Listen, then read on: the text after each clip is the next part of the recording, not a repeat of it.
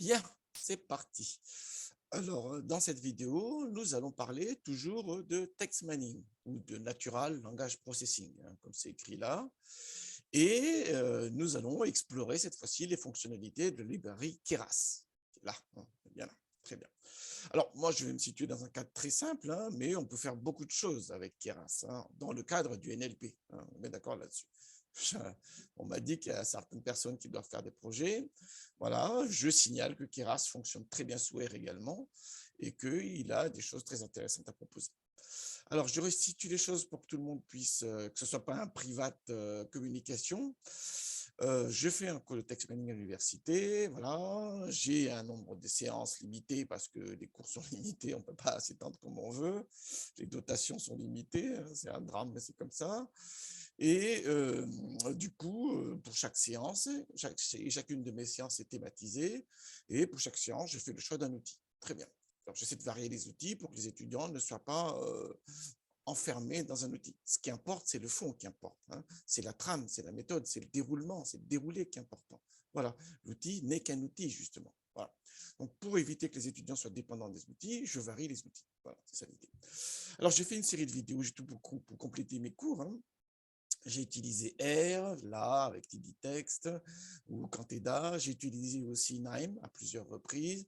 Voilà. Et ces derniers temps, j'étais sous Python et j'ai beaucoup exploré Gensim. Voilà.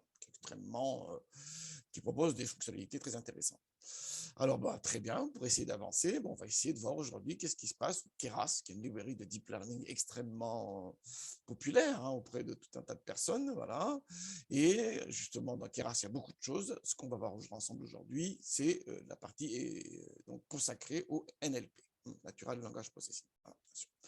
Alors, pour que ça soit concret, tout ça, parce qu'il ne s'agit pas de taper des commandes et regarder ce que ça donne, on va essayer de construire une histoire. Et l'histoire, ici, on va se placer dans le cadre de la catégorisation de documents, du texte classification, et en particulier de l'analyse de sentiments sur des tweets. Voilà, hein, donc on va traiter l'analyse des sentiments sur les tweets. Je parlerai de la base tout à l'heure. Très bien. Alors, l'idée est là, hein, on a un corpus qui est étiqueté là, c'est-à-dire qu'on va avoir des tweets qui sont étiquetés, voilà, qui sont soit polarité positive, soit polarité donc négative, voilà. Et ces tweets-là, on va essayer de trouver une relation entre le corps du tweet et la polarité du tweet. Hein. Si les tweets est écrit de telle manière, ça veut dire que c'est plutôt un tweet positif, ou bien si on a écrit autre chose dedans, est-ce que c'est un tweet négatif, ainsi de suite. Voilà. Très bien. Donc, on est toujours dans le cadre de la catégorisation de texte. Hein. Donc, le corpus, il faut le scinder en apprentissage test. Voilà. Sur la partie apprentissage, on va créer le dictionnaire. Voilà. Et ensuite, une fois qu'on a la matrice document terme, on crée le classifieur. Comme on est sous Keras, on va utiliser un réseau de neurones. Pas, hein, parce qu'on est sous Keras, mais on aurait pu utiliser d'autres méthodes, tout simplement. Ensuite, ici, à l'aide de ce dictionnaire-là, je vais extraire aussi la matrice documentaire sur l'échantillon test. Voilà. Très bien. C'est le dictionnaire calculé sur l'échantillon d'apprentissage qui est utilisé pour produire la matrice documentaire terme sur l'échantillon test. On est bien d'accord là-dessus. Donc, c'est des nouveaux termes qui sont inconnus ici. Ils n'apparaissent pas dans la matrice. Bien sûr, hein, ils sont ignorés. Voilà. Très bien. Et s'il y a des termes qui sont dans l'apprentissage mais qui ne sont pas dans le test, on aura une colonne de 0. Voilà. Ensuite, une fois qu'on a ici la matrice documentaire en test, voilà, on applique le classifieur pour avoir la prédiction et on mesure les performances avec les indicateurs visuels. Donc là-dessus, il n'y a pas de problème.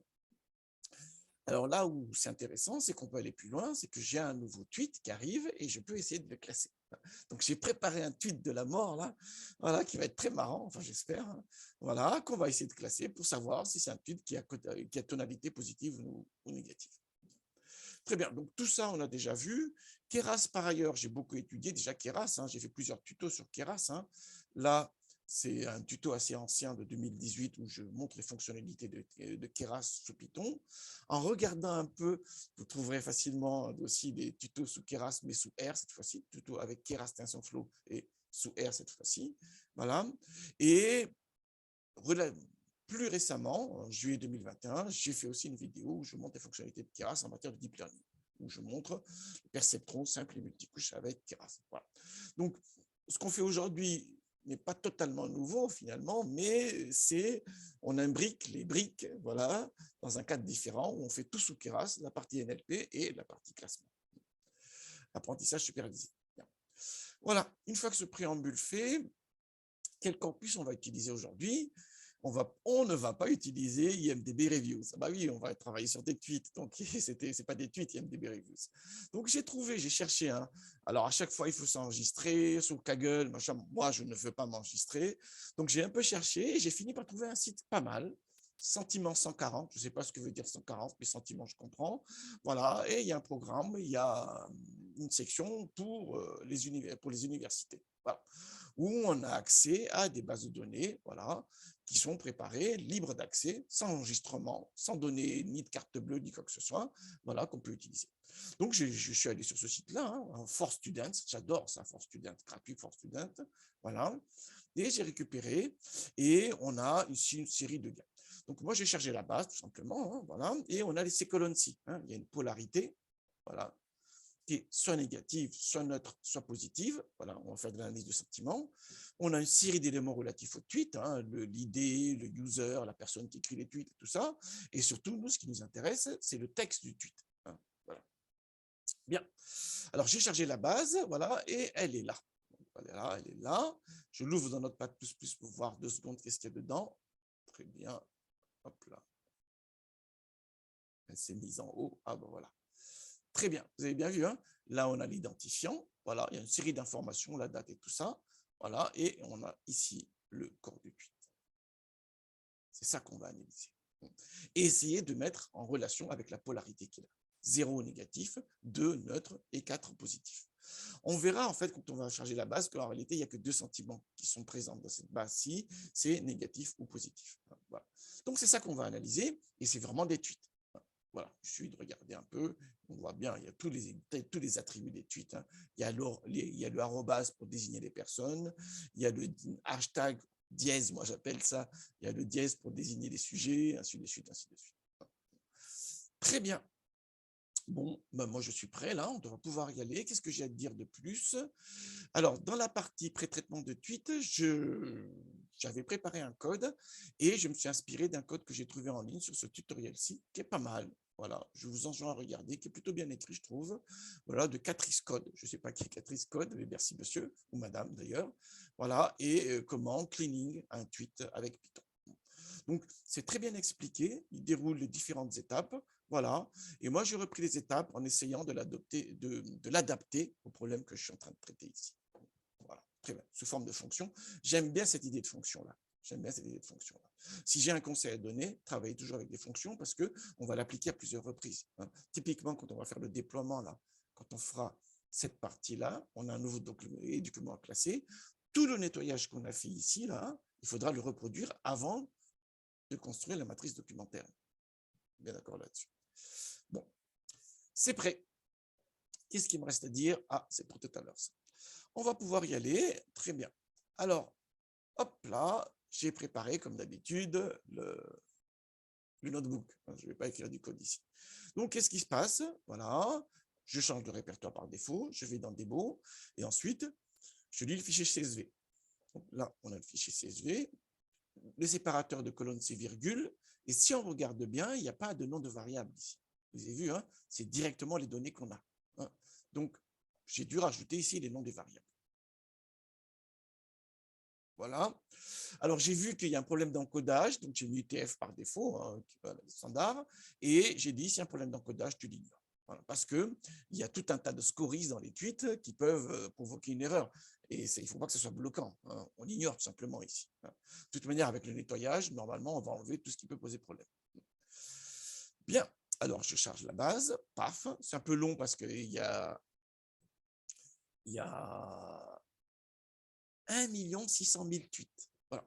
Alors là, ici, dans cet exemple-ci, on ne tient pas compte du fait qu'un individu peut écrire plusieurs tweets, hein, ce qui peut amener aussi des biais dans l'analyse. Hein. Donc là, on considère que les tweets sont 2 à 2 indépendants, hein, ce qui n'est pas totalement vrai. Un tweet peut être une réponse à une autre personne, voilà, et une personne peut écrire des tweets, et on sait très bien qu'il y a des gens énervés qui passent leur temps à insulter le monde. Donc, si ça se trouve, c'est une seule personne qui a écrit tous les tweets négatifs. On est d'accord là-dessus. Hein. Donc là, on se facilite le travail en faisant des hypothèses qui peuvent être très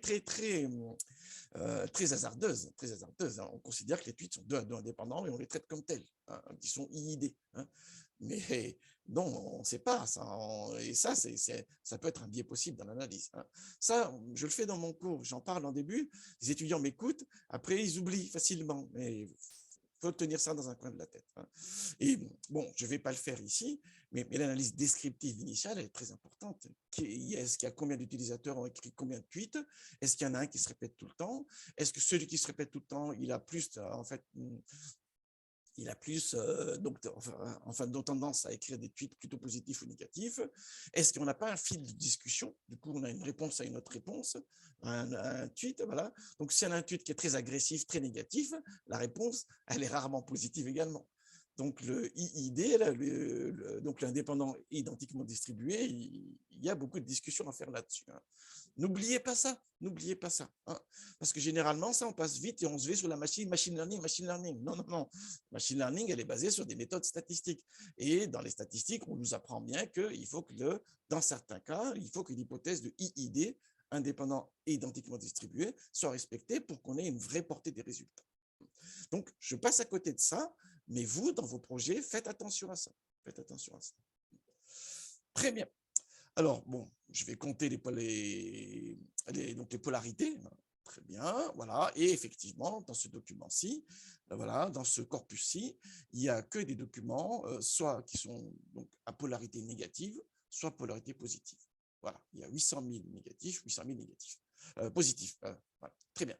Alors, si on regarde bien, il faut lire attentivement ce qu'ils disent. Hein. C'est vraiment très intéressant ce qui est dit sur ce site-là, parce qu'ils montrent les données, mais après, ils montrent aussi comment ils ont constitué les données. Et ça nous permet d'avoir une certaine idée. Typiquement, ils disent que ils n'ont pas fait en réalité donc une notation manuelle des tweets pour savoir qui est positif, négatif, ce qui prend énormément de temps. Vous imaginez, il y a 1 600 000 tweets. Donc, qui c'est qui s'est pas duché les 1 600 000 à les lire une à une et à dire ça c'est positif, ça c'est négatif. Déjà, il faut comprendre ce qui est écrit. Enfin, ce n'est pas écrit en anglais normal. Et deux, il faut comprendre également le contexte et tout ça. Voilà, très bien. Donc, non, eux, ils l'ont fait différemment. Ils ont fait différemment, voilà. Donc ça aussi, c'est un élément important. Donc ils sont basés sur les émoticons, enfin le truc là, voilà, les smileys, pour dire si c'est un tweet négatif. C'est comme ça qu'ils l'ont étiqueté. Il faut le savoir également. On trouve beaucoup de bases sur Internet en cherchant un peu. Là, j'ai cherché un peu. Je voulais absolument une base gratuite, voilà, totalement d'accès libre, sans enregistrement, sans carte bleue. Et je voulais également que ce soit suffisamment important, pas des bases à 100 individus, sans documents, pas des corpus à 100 documents. Donc là, il y en a 1 600 000. Voilà.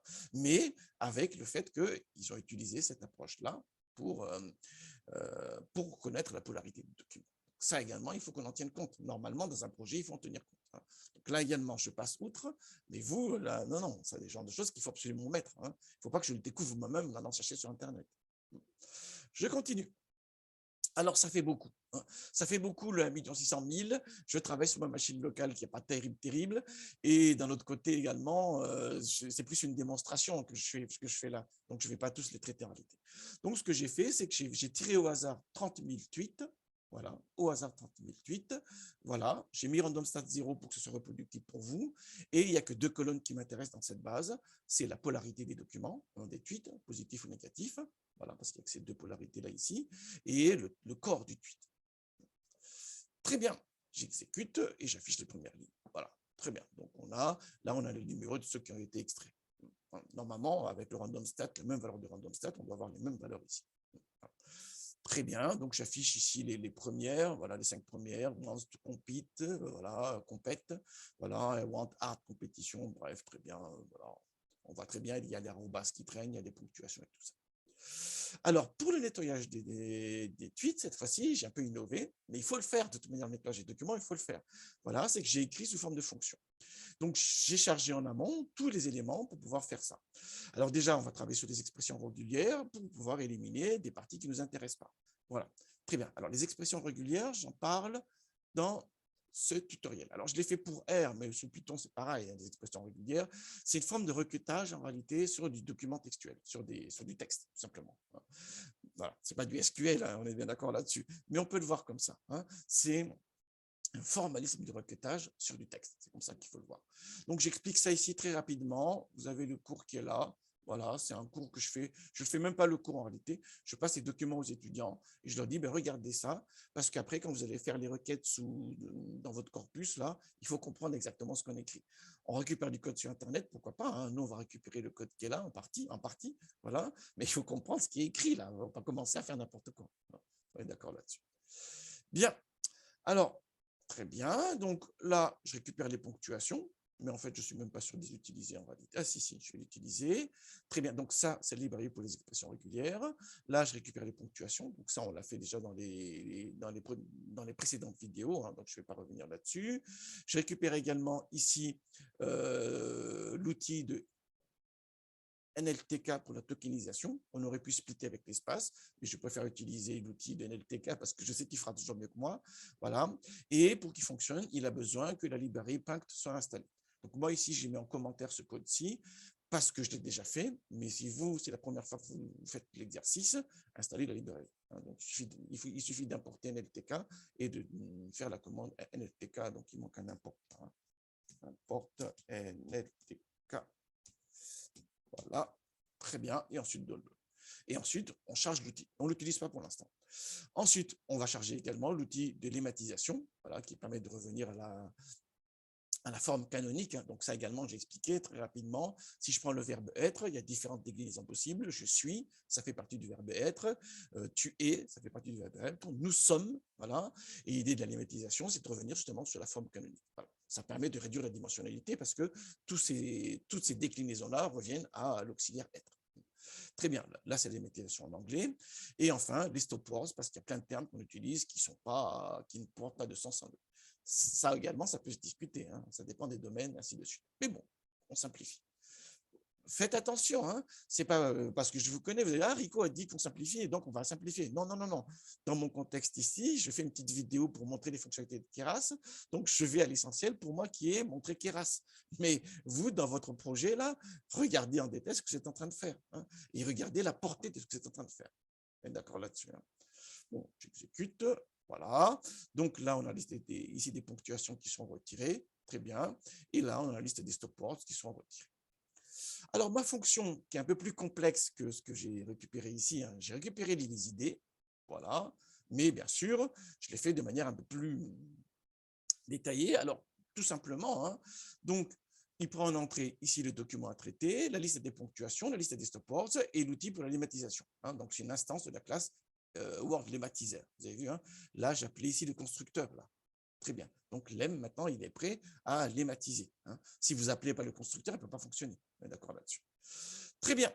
Donc, qu'est-ce qui se passe? Je passe le document en minuscule, voilà, j'enlève les cotes, voilà, l'apostrophe, tout simplement, parce que c'est une contraction en anglais. Hein. Par exemple, I would like, souvent, s'écrit I'd like, avec un I, enfin le I, quoi. Ensuite, il y a l'apostrophe, D, like, pour I would like. Donc là, on enlève ces éléments-là. Très bien. Je ne suis pas spécialiste de l'anglais, mais je comprends l'idée. Très bien.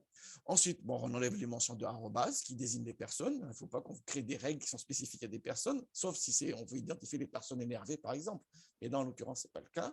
Voilà, on enlève aussi les hashtags. Voilà, très bien. Il se peut que sur certains sujets, tout le monde est énervé. Voilà. Je ne sais pas, il y a des sujets où ça énerve tout le monde. Je ne vais pas me risquer à le dire parce que je ne veux pas énerver personne, justement. Mais bon, il y a des sujets, on sait très bien, on en parle tout de suite, tout le monde s'énerve. Très bien. Donc ça aussi, on va enlever ces références-là. S'il y a des liens vers des sites web, on va les enlever également. Voilà, on retire les ponctuations, on retire les nombres. Voilà, c'est un parti pris, hein. Voilà, on va tokeniser par la suite pour pouvoir traiter la lématisation et enlever les step words. Voilà, très bien. Ensuite, les tokens trop courts, on va les enlever. Ça également, ça peut être discutable, mais bon, c'est le choix qu'on fait. Et après, on reforme les chaînes de caractères. Je charge en mémoire la fonction, voilà, et je l'applique sur mes documents. Donc, ici, la colonne des tweets dans le data frame là, que j'ai construit, où il n'y a que 30 000 documents cette fois-ci, je la mets dans une liste et je vais traiter chaque document de la liste. Chaque document du corpus, qui est une liste ici, voilà, tu vas le cleaner, voilà, et tu renvoies les résultats. Très bien. Voilà, c'est un peu long, mais bon, c'est 30 000 documents, donc ça va aller vite quand même. J'ai testé pour 1 600 000, c'est très long. Donc, voilà, donc meublé pendant très longtemps, j'aurais pu, voilà, mais bon, je suis resté à 30 000 pour faire rapidement, voilà. Mais vous, bon, ça dépend des documents que vous récupérez. Très bien, donc je mets tout ça dans un nouveau data frame, voilà, avec la polarité que je récupère, et la polarité, cette fois-ci, je la code en 0, 1. C'est le rôle de cette instruction-là. Donc, je crée un nouveau data frame, avec ici la variable polarité que je vais coder en 0, 1. 0, c'est polarité négative, et 1, c'est positif. Voilà, très bien, en recodant le 0 et 4. Très bien, et je récupère les tweets nettoyés. Alors, on va comparer, hein. Ça, c'est les premiers tweets sans nettoyage, et ça, c'est les tweets après nettoyage. Donc, want to compete, vous avez vu que ici, le point d'exclamation a disparu, c'est tout passé en minuscule, le I a disparu, want, voilà, ainsi de suite, tous les points d'exclamation ont disparu. It seems, le it a disparu, we are stuck, voilà, le IR, voilà, très bien, ainsi de suite. Très bien. On le voit ici, hein, qu'il y a une référence à machin truc 99, ça a été supprimé. Bien vu. Voilà. Et jazz qui était en majuscule, donc qui commençait en majuscule, il est parti en jazz. C'est dessus. Voilà. Très bien. Encore une fois, hein, c'est à nous de faire le bon nettoyage en fonction de ce que nous traitons et de ce que nous voulons obtenir. On est bien d'accord là-dessus. Hein. Là, j'ai mis des pré-traitements types que tout le monde reprend à peu près, mais rien ne dit que c'est adapté au problème que vous traitez. Très bien. Alors, est-ce qu'il y a des documents qui sont vides? Parce que comme on nettoie, qu'on enlève plein de choses, c'est tout à fait possible, ça. Hein, et il faut qu'on le vérifie. Il faut qu'on le vérifie. Donc là, ici, je récupère les tweets qui correspondent à la chaîne vide et je regarde, je les compte. Est-ce qu'il y en a déjà? Il y en a 163. Bien sûr, on ne peut pas faire des analyses sur un document qui est vide. On est bien d'accord là-dessus. Donc, ces documents-là, on les enlève.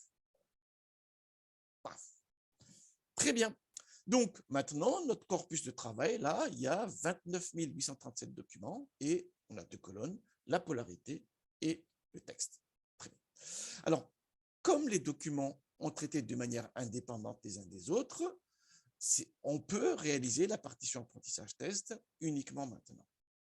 C'est ça, hein? Là, c'est uniquement des manipulations textuelles qu'on a faites. Donc, chaque document a été traité de manière indépendante des autres. Il n'y a pas de traitement statistique du tout, là. On est d'accord là-dessus. Donc, la partition apprentissage test, je peux le faire après le nettoyage. Donc, si je reviens à mon schéma, là, global, voilà, on en est là. On a les corpus nettoyés. Voilà, ça y est maintenant. Donc, on n'a pas besoin. On a fait tout ensemble. Et c'est ici. On serait allé par ici, par là. L'idée, c'est ça. Hein, et après, c'est maintenant. Très bien. Si on a un pré-traitement statistique qui inclut du calcul statistique, non, on ne peut pas faire ce que je viens de faire. D'accord, hein? C'est uniquement parce que dans mon pré-traitement à moi, on a uniquement du pré-traitement textuel. Et chaque document a été traité indépendamment des autres. C'est pour ça que la partition apprentissage test, je peux la faire que maintenant. On est d'accord, hein? Parce que bon, bien. On continue. Donc, nous sommes là. Donc, qu'est-ce qui se passe maintenant? Je vais faire cette partition-là. Très bien. Et je vais créer le dictionnaire sur l'échantillon d'apprentissage. Allons-y alors. Très bien. Je subdivise. Voilà. Donc, qu'est-ce qui se passe? Je prends le document où il n'y a pas d'étude vide. Hein, voilà. Train 16, 70%. C'est une règle que tout le monde utilise, pourquoi pas. Hein. Je fais une stratification pour que la répartition des polarités soit les mêmes dans les deux sous-échantillons et random stat pour qu'on ait tous les mêmes résultats si vous réitérez l'opération suivante. Exécuter, paf, voilà. Donc, dans mon échantillon d'apprentissage, j'ai 20 885 documents et dans mon échantillon test ici, j'ai 8 952 documents. On en est à ce stade-là. Ça, 20 000 et quelques, et là, 8 000 et quelques. Très bien. Donc là, je vais créer la modélisation. Allons-y. Alors, je vais utiliser Keras. Donc là, Keras, il faut l'installer. Hein. On est bien d'accord là-dessus. Hein. Donc, il faut l'installer avec TensorFlow, installer TensorFlow et Keras. Et moi, dans cette vidéo-ci, j'utilise la version 2.7.0. Alors, j'ai fait des tutos là-dessus, hein, plusieurs même. Hein. Là, j'ai fait des tutos là-dessus. Je ne sais plus où est-ce que je l'ai mis. Si, là. Voilà. Et justement, dans le document qui est là, je montre comment installer. Il suffit d'y avoir un lien et vous tapez l'instruction en pip install. Voilà, il n'y a pas de souci là-dessus. De la même manière ici, je montre aussi l'utilisation des réseaux de neurones avec Keras. Hein. Donc, on va pas, je vais m'autoriser à aller un peu vite ici. Hein. Voilà. Alors, je reviens. Ce schéma-là est très important, donc il faut que je l'ai sous la main. Alors, qu'est-ce qui se passe? Dans un premier temps, il faut créer le dictionnaire. Donc, on va utiliser ici la tokenizer, l'outil tokenizer, voilà. Et je ne fais pas de filtre. Voilà. Donc, dans le tokenizer de Keras, il y a un paramètre, c'est le nombre de mots qu'on veut garder selon la fréquence. Donc, nous, on va tout garder. Donc, ça va faire beaucoup de colonnes, et ce n'est pas grave. Bon, très bien. Et ensuite, il va apprendre le dictionnaire avec les tweets de l'échantillon d'apprentissage. On va vérifier le nombre de documents traités. Normalement, on doit avoir ces fameux 29 937. Non, il est là, 20 885 de la partie apprentissage. Alors, pour savoir ce que fait Tokenizer, je vous conseille d'aller regarder ici. Ah non, c'est pas ça, c'est ça. Regardez bien. Alors, déjà, en fait, il pouvait enlever de lui-même en fait les ponctuations, les éléments qui posent problème. Très bien. Ensuite, il passe tout en minuscule également. Donc, il le faisait en réalité. Hein. Voilà. Donc, je vous enjoins, à chaque fois que vous utilisez une librairie, de regarder la documentation. Parce que tout à l'heure, on va faire quelque chose et si on ne sait pas ce qu'on fait, on ne comprend pas ce qui va se passer. Très bien. Donc là, je continue, moi, donc je lance, hein, voilà, et il y a eu bien 20 885 documents traités, c'est bien celui-là. Alors, je vais voir la fréquence des termes, voilà, et je vois que Nudge, dans l'ensemble du corpus apprentissage, est apparu une fois, Watching est apparu 296 fois, Daft est apparu 3 fois. Et si je veux les trier par ordre d'apparition, hein, dans l'ensemble des documents, donc ils peuvent apparaître plusieurs fois dans un document, on est d'accord là-dessus, je reprends le word count items, là, je les transforme en liste, comme j'ai fait ici, et je le trie en donnant comme clé moins le deuxième. Alors, qu'est-ce qui se passe? Donc là, je vais trier selon ça. Et ça, c'est un tuple. Il y a deux éléments dans le tuple. L'élément numéro 0, c'est le terme lui-même, et l'élément numéro 1, c'est donc la fréquence du terme. Je vais faire un tri décroissant. Donc, je prends comme clé cet élément-là, je récupère la fréquence, c'est pour ça qu'on a moins 1 ici, et je mets moins pour qu'il fasse un tri décroissant. Hein, parce que moins quelque chose d'un chiffre élevé en valeur absolue, ça fait un tout petit nombre. Hein, et du coup, il va faire un tri décroissant. Voilà. Très bien. Donc, c'est quasiment la même chose que ça, hein, sauf que j'ai rajouté sorted ici, et voilà, et je mets ici la clé qui reprend chaque tuple, voilà, et qui récupère le deuxième élément, c'est pour ça qu'on a le 1 là, et j'ai mis le moins devant pour que ça fasse un tri décroissant. J'adore Python. Quand on voit ce qu'on peut faire en une ligne de commande, c'est quand même pas mal. Hein. Allez, paf. Très bien. Donc, celui qui apparaît le plus souvent, c'est D. Il apparaît 1383 fois. Et ça ne veut pas dire qu'il apparaît dans 1383 documents. Hein. Il peut apparaître plusieurs fois dans un document. Voilà. Ensuite, le second terme le plus fréquent, c'est good, get, nanani, nanana. Très bien. Alors, tous ces éléments, tous ces documents, tous ces termes sont indicés, en fait. Voilà. Et on a les indices ici. Et on voit, du coup, que les indices qui sont attribués par Keras sont dans l'ordre d'apparition des termes. On voit bien, hein, le 1 c'était D, 2 c'est good. C'est pour ça que je me suis aventuré dans cette instruction un peu cabalistique là, pour bien montrer en fait qu'il numérote les termes dans l'ordre de leur fréquence. C'est ce qu'on voit ici. Là, je ne trie rien, là, on est d'accord, hein, il n'y a rien de trié. Là. Et pourtant, il a bien respecté cet ordre-là. Voilà ce qu'il fait. C'est toujours important de savoir. Là, pour le coup, se taper le code de Keras, je ne le sens pas. Habituellement, quand je récupère un paquet, je regarde le code, mais là, peut-être hein, si vraiment je me lance très loin là-dedans, mais non, non, non, non, non, non. Il suffit simplement de regarder un peu, de fouiller. Google est mon ami, au bout d'un moment, on comprend ce qui se passe. Mais il faut comprendre ce qui se passe. Ça, en revanche, c'est très important. Hein. Ne vous lancez pas dans des commandes que vous ne comprenez pas et vous avez des résultats qu'on ne mesure pas sa portée. Très bien. Une fois qu'on a créé le document, le dictionnaire, voilà, on passe à cette partie-là et on va créer la matrice documentaire. Donc, allons-y, c'est là. Très bien, et j'utilise l'instruction text to matrix. Paf. Et j'ai une matrice où il y a 20 885 lignes, voilà, et 21 058 colonnes, c'est le nombre de termes. Alors là également, texte to matrice, je me suis dit, mais quelle pondération utiliser alors? J'ai mis ici pondération binaire par défaut. Pourquoi j'ai écrit ça? Parce que c'est ce que dit la documentation. Regardez, texte to matrix, on a le mode par défaut qui est binary, et on avait soit binary, soit count, soit TF, IDF, soit FREC. Voilà. Donc, par défaut, il utilise une pondération binaire. Si vous mettez rien, pour lui, c'est une pondération binaire. Ça, il faut le savoir. Ça. On sait très bien que ça influe sur la qualité des résultats. On le sait, ça. On le sait, ça. Donc, cet élément-là, il était très, très, très important de bien le savoir, hein, de bien le comprendre. Sinon, on a des résultats, on ne sait pas ce que ça donne, on ne sait pas quelle est la portée de ces résultats-là. Hein. Donc, encore une fois, vous utilisez les packages que vous voulez. Ça, j'ai toujours été libre là-dessus, mais documentez-vous sur ce que fait le package, parce que sinon, c'est lui qui va décider à votre place. Et ça, c'est juste pas possible. Très bien. Donc voilà, donc bah, c'est fait. Donc j'ai une matrice de 0,1. Là, je ne vais pas l'afficher parce qu'elle est assez grande. Donc là, ça ne sert à rien de l'afficher. En fait. Et du coup, je vais lancer maintenant mon réseau de neurones. Alors ça, j'ai expliqué ça ici en détail, hein, donc je ne vais pas trop m'attarder là-dessus. Il y a 1h03 là, donc il y a de quoi faire. Donc moi, je vais aller à l'essentiel. Qu'est-ce qui se passe? Donc je vais faire une perception d'une couche et une couche cachée. Donc ici, je crée un séquential pour dire que c'est un réseau orienté. Voilà. Très bien. Et je crée la première couche. Ça, c'est la connexion entre la couche intermédiaire cachée et la couche initiale d'entrée. Hein. Voilà. Donc, ça, c'est la couche d'entrée. Le nombre de neurones, bah, c'est le nombre de colonnes qu'il y a dans la matrice, tout simplement. Hein. On est d'accord là-dessus. Et dans la couche cachée, j'ai créé 2 neurones. Pourquoi? Parce que je vais faire des représentations graphiques après. Rien ne dit que 2, c'est bien. Rien ne dit que utiliser un perceptron multicouche est la bonne solution ici. Hein. Peut-être qu'il ne faut pas, en fait. Peut-être qu'il faut faire tout simplement un perceptron simple. Ça, on ne sait pas pour l'instant. Et l'activation, j'ai utilisé élu. Alors, pourquoi également élu ça? C'est encore une autre histoire, ça. Hein. Bah, j'ai regardé la doc. Encore une fois, j'ai regardé la doc. Voilà. Donc, dans la doc de Keras, là, il y a différentes fonctions d'activation. Voilà. Je connaissais à peu près, sauf élu que je ne connaissais pas. Donc, je suis allé voir ici. Voilà. Et on a même un lien sur un article. Très bien. Alors, j'ai regardé l'article, hein. J'ai regardé l'article, ils expliquent ce qu'ils font. Ben, moi, pourquoi pas, hein. Très bien, ils disent que c'est bien. Pourquoi pas, hein. Moi, si je vais bien le croire, si vous voulez. Hein. Dans tous les cas, ça, vous ne passez pas à côté de ça. Hein. Vous dites, j'ai utilisé élu, ben, qu'est-ce que fait élu? Donc, j'ai regardé et là, ils expliquent ce qui se passe. Hein. Voilà. Très bien.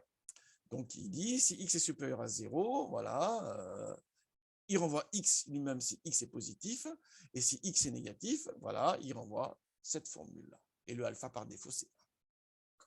Et dans l'article en question des auteurs, ils expliquent que ça permet d'optimiser plus rapidement. Très bien. Mais c'est ça qui est important. C'est ça qui est important. Hein. On est bien d'accord que c'est ça qui est important. Très bien. Bon, bah allons-y alors.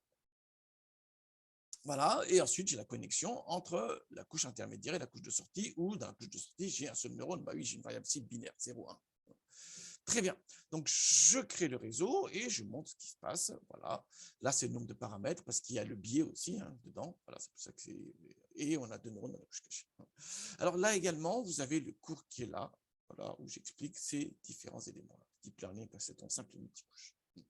Et bon, puisque je suis là, il y a un élément également sur lequel je vais revenir, c'est que dans un perceptron avec une couche cachée, hein, il y a 2 niveaux de lecture. Il y a le niveau de lecture entre la couche intermédiaire et la couche initiale, où on est dans l'espace de représentation initiale. On a des imbrications de droite, voilà. Et on a la représentation entre la couche intermédiaire et la couche de sortie, voilà, où on a des variables qui sont transformées ici. Voilà. Et l'idée, justement, c'est qu'il va trouver un classifieur linéaire dans l'espace transformé. Voilà. Et donc, ce qu'on va essayer de voir tout à l'heure, c'est comment se situent les points dans l'espace transformé, la sortie de ces 2 neurones-là. Moi, c'est un exemple bateau ici. Hein. Voilà. Est-ce que c'est linéairement séparable dans l'espace intermédiaire qui est là? C'est ça l'intérêt des réseaux de neurones. Hein. Et c'est ce même mécanisme-là qui est utilisé dans les autoencodeurs, par exemple. Ainsi de suite, hein. On a une représentation intermédiaire qui traduit des informations. Voilà. Ici, elle est pilotée par la variable cible. C'est ça qui est intéressant ici. Donc, normalement, dans l'espace intermédiaire, on devrait avoir une bonne discrimination. OK. Voilà, voilà. Donc, je paramètre. Alors, bon, ici, binary cross-entropie, ça tombe sous le sens. Hein, c'est comme la log vraisemblance. Hein, voilà. L'optimiseur, Adam, que tu utilises, voilà, qui est une variante de trouver la documentation en ligne, tout simplement. Et je vais suivre là, ici l'apprentissage en faisant une courbe avec l'accuracy. Très bien. Alors, je vais lancer ici, voilà, donc ici, les X, voilà, c'est la matrice documentaire, voilà. Là, la variable cible, très bien. Je fais que 10 itérations parce que vous verrez que ça ne sert à rien d'aller plus loin. Et j'utilise une fraction des données pour avoir un suivi plus réaliste des performances. C'est une validation sprint. Donc, les 20 000 qu'on avait là, les 20 000 qu'on avait, il va les scinder en 80% pour calculer les poids synaptiques du réseau de neurones, et les 20%, il va l'utiliser comme une sorte d'échantillon de validation qui permet d'avoir un suivi plus honnête des performances. Voilà. Et c'est intéressant de le faire, pourquoi? Parce que ça nous permettra de voir s'il y a un gap entre l'accuracy calculée sur les données d'entraînement pures et les données de validation. Ces données de validation-là sont prises sur les données d'apprentissage. Hein. L'échantillon test n'est jamais utilisé ici. Il ne faut pas l'utiliser ici. D'accord, hein. C'est pris sous la fraction des données d'apprentissage. Donc, les données apprentissage ont été scindées en deux parties. Donc, 80% pour l'entraînement du modèle, le calcul des poids, l'apprentissage des poids, et 20% pour le suivi. Sur la partie apprentissage. On est d'accord là-dessus. Moi, je lance. Paf. Très bien. Alors, il affiche. Très bien, on a les informations. Donc, pour l'instant, l'accuracy sur l'entraînement et l'accuracy sur la validation concordent à peu près. Et on voit qu'il y a un gap de plus en plus. Ça, généralement, c'est un signe qu'il y a un problème. Il y a un problème. Très bien. Donc, il a fini. Alors, pour avoir une... Donc, ici, apparemment, la vraie performance, il faudra évaluer sur le vrai échantillon test tout à l'heure, c'est 72%. Et on voit qu'il y a un vrai gap ici sur l'accuracy des données d'entraînement brutes, voilà, et les données de validation. Alors, justement, je fais un graphique. Voilà. Je fais un graphique et je vois bien. Ça, généralement, on ne peut pas laisser comme ça. C'est le genre de choses qu'il ne faut pas laisser comme ça. Ça veut dire qu'il y a des problèmes. Il y a des problèmes parce que peut-être que ce gap-là, voilà, est un signe de surapprentissage en général. Alors, ça peut être dû à quoi? Ça peut être dû au fait qu'on a mal régularisé. Donc, une solution possible, c'est d'introduire la régularisation. Donc, je l'ai testé, ça. Vous avez ici une documentation qui explique. Voilà. Donc, on a les régularisations, comme on peut voir en régression logistique. Hein. Mais ça va plus loin que ça. Ça va plus loin que ça. Regardez bien, c'est vraiment très bien fait, cette documentation-ci. Voilà, très bien. Donc, on peut voilà, régulariser. Le plus simple pour nous, c'est sur les coefficients synaptiques, en n'incluant pas l'intercept. Mais lui, il peut inclure l'intercept. Vous avez vu. Et aussi sur les sorties, en fait. Voilà, très bien. Ça, c'est une première solution possible. Voilà. Donc, je l'ai testé également. Voilà, très bien. Il y a une deuxième solution, c'est que peut-être qu'on fait du surapprentissage parce que mon réseau, il est mal dimensionné. Est-ce que vraiment c'est nécessaire de faire une couche cachée ici? Hein? Peut-être qu'elle n'a pas besoin de couche cachée en réalité. Et ça permet de prévenir cette histoire de surapprentissage. Voilà. C'est le genre de questions que vous devez vous poser. En tous les cas, vous avez une courbe comme ça, là, vous ne la laissez pas comme ça. Genre, bah, très bien, il y a des couleurs, c'est joli, on va continuer quand même. Hein. C'est ce que je vais faire ici, je vais continuer. Mais vous, dans votre projet, ne laissez pas ça comme ça. Ne laissez pas ça comme ça. On est bien d'accord là-dessus. Hein. Voilà, il y a un problème là. Clairement, il y a un problème. Ce gap-là, c'est pas bon. On est d'accord là-dessus. Moi, je continue quand même, hein, parce que moi, c'est un tuto que je fais. Hein, je ne fais pas un projet, là. Hein. Les projets, il y en a qui le font, justement. Et j'attends de les corriger avec beaucoup d'intérêt, d'ailleurs. Très bien. Donc, regardez, hein, ça, c'est intéressant, ça. Il faut vraiment voir. Moi, je pense ici tout simplement que soit on passe sur la régularisation, voilà, soit tout simplement on change la tête de notre perceptron et peut-être qu'enlever la couche intermédiaire, la couche cachée serait une bonne chose ici. Hein. Je ne sais pas. Bien. Alors, pour avoir la vraie évaluation, pour passer à cette partie-là, voilà, je vais appliquer le modèle prédictif sur l'échantillon test, voilà, pour avoir la prédiction. Mais pour l'instant, l'échantillon test, ce n'est qu'un corpus, donc il faut aussi que je crée la matrice documentaire terme, voilà, en utilisant le dictionnaire d'apprentissage. Voilà. Donc, c'est ce qui se passe ici. Donc, je prends ici le tokenizer que j'ai instancié, que j'ai appris sur l'échantillon d'apprentissage, hein, rappelez-vous, hein, voilà, fit on text sur l'échantillon d'apprentissage. D'accord là-dessus, sur dftrain. Voilà. Et ensuite, j'ai créé la matrice documentaire sur l'apprentissage et avec le même outil, je vais créer les matrices documentaires sur le corpus de test. D'accord là-dessus. Très bien. Mais avec le dictionnaire d'apprentissage. Donc, les dimensions doivent concorder. Allons-y. Voilà. 8952, c'est le nombre de documents dans l'échantillon test, pas de souci là-dessus. Et le nombre de colonnes match avec le nombre de colonnes qui est là. Et heureusement, sinon ça ne marche pas. Sinon, ça ne marchera pas. On est bien d'accord, sinon c'est faux. Allons-y. Donc, je fais ici, là, j'ai créé la matrice documentaire sur l'échantillon test et j'évalue. J'évalue, il va comparer tout simplement les performances, voilà, mesurer les performances. Il le mesure directement avec la fonction évaluate. Très bien.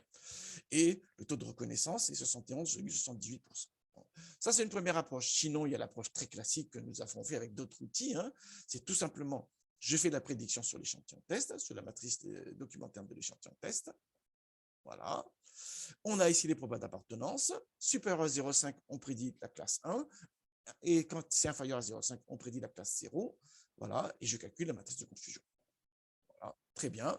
Et ensuite, je peux calculer l'accuracy et on doit avoir la même valeur tout à l'heure. 71, 78, 71, 78. Heureusement, sinon c'est un problème. Très bien. Donc, vous avez vu, hein, voilà. Donc, sans on prend ici l'évaluate, mais ce que fait Evaluate, c'est ça. Il fait la prédiction et ensuite, il va comparer, voilà, après avoir encodé en 0,1. Ça, c'est la probabilité d'appartenance à la classe 1, tout simplement. Donc, ici, le premier individu, 66% de chance à partir de la classe 1 de l'échantillon test. Le deuxième individu a 74% de chance à partir de la classe 1 sur l'échantillon test. Le troisième individu de l'échantillon test a Très bien.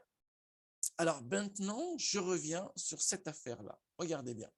Donc là, on est dans l'espace initial. Et dans l'espace initial, il fait des imbrications de droite.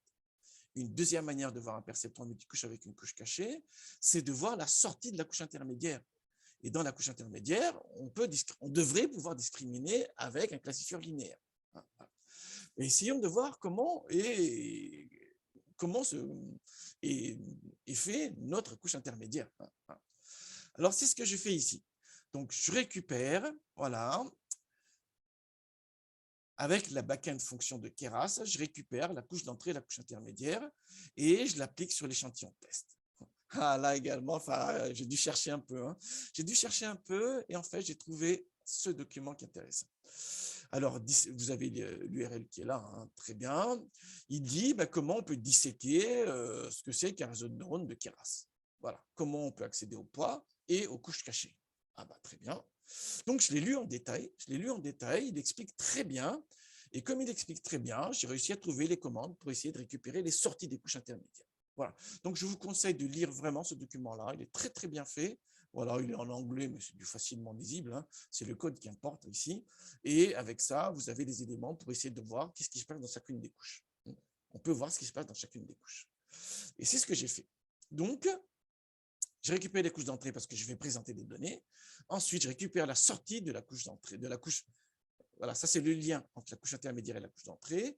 Et ça, c'est la sortie de la couche intermédiaire. Voilà. Très bien. Et cette fonction que j'ai créée avec ces deux couches-là, voilà, je l'applique sur mon échantillon test.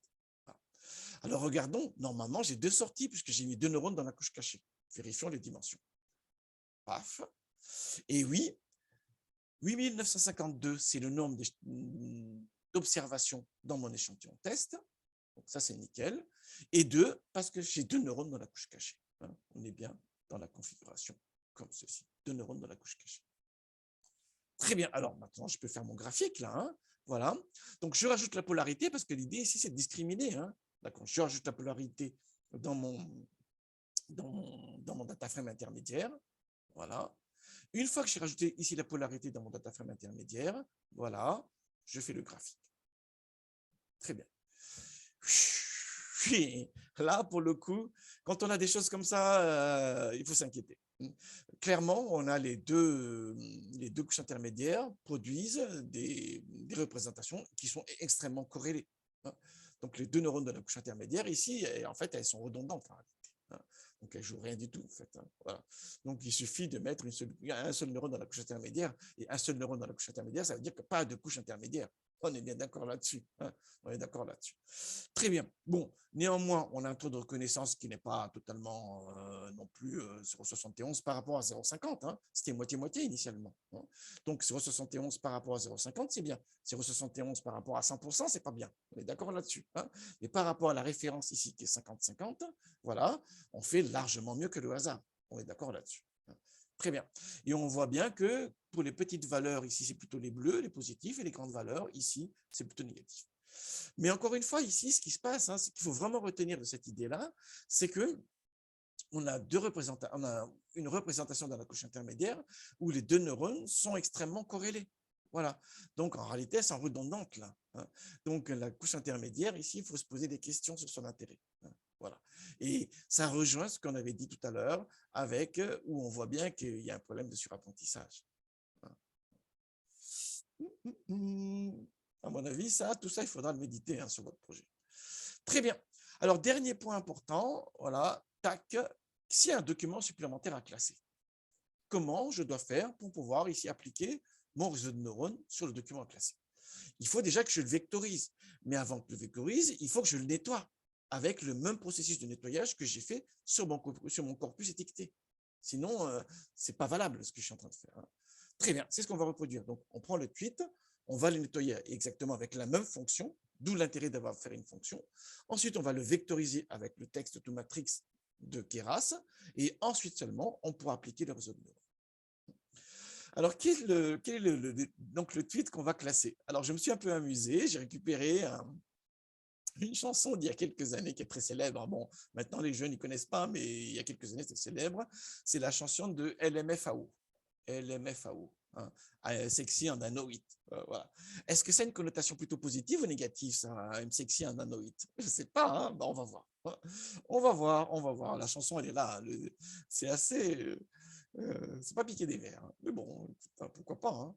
Très bien. Donc, je récupère le tweet et je dis, c'est le sujet de donc, LMFO, j'ai mis le dièse ici. Normalement, il va l'enlever, ça, hein, parce que c'est compris dans le nettoyage d'enlever, hein, les hashtags.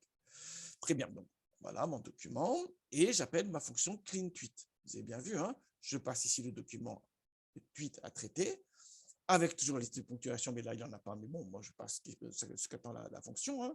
Les mots vides, ah, là, les mots vides, il va en enlever en revanche. Hein. Voilà, et la dématérialisation, si c'est nécessaire. Très bien, donc j'applique ça, et regardez ce qui reste après nettoyage. Ce qui reste après donc, nettoyage, c'est que le dièse, ici, et les MFAO, ça a disparu. Ah oui, parce que c'est un hashtag, on avait décidé de les enlever. Voilà, et ce qui reste, c'est sexy et no. Parce que am est trop court, A est trop court, voilà, et c'est pour ainsi de suite. Alors, du coup, sexino, est-ce que c'est une connotation positive ou pas, hein? C'est une question qu'on va se poser. Donc, je prends ici mon document, voilà, je vais la transformer en matrice, voilà, en utilisant le tokeniseur qui a été construit sur l'échantillon d'apprentissage. Hein. N'oubliez pas ça, hein. C'est le tokeniseur là, ici, qu'on va appliquer ici. Donc, le dictionnaire, là, c'est toujours le même dictionnaire, il y aura toujours le même nombre de colonnes. Sinon, ça ne vaut pas. Sinon, ça vaut pas. Vérifions ça. Donc, je vais lancer. Voilà. 1, parce qu'il y a un seul document, c'est le tweet qu'on veut traiter, et 21 058 colonnes, parce qu'on a utilisé le dictionnaire construit sur l'échantillon d'apprentissage. Hein, c'est ce qu'on voit ici. Vous avez bien vu, hein? Voilà, voilà. Tac. Et sur l'échantillon d'apprentissage, on avait construit également. Tac. Hein, d'accord là-dessus. Très bien.